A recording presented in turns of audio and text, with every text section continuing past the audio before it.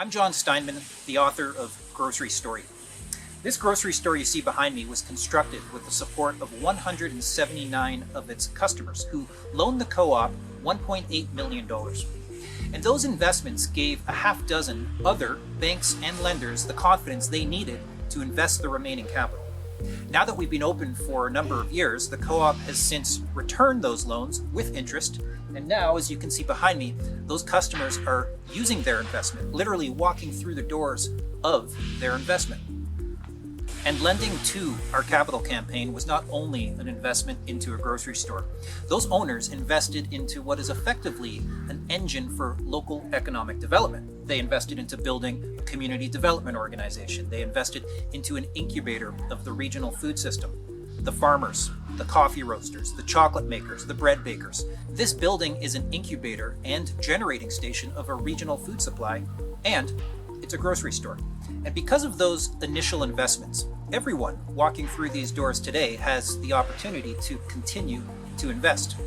There's this idea that when we shop at a grocery store, we're incurring an expense, but each and every transaction we make is an investment. Take this piece of cake that I just purchased inside.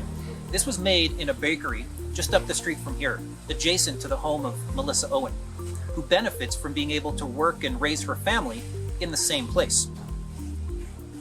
So my purchase of this cake was an investment into her. It was an investment into the people she employs, who also live and work here in the community.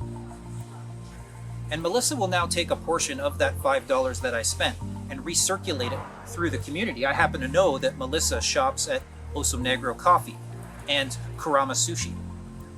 So this piece of cake is also now an investment into those businesses and the people they employ. But opening a co-op is not a piece of cake.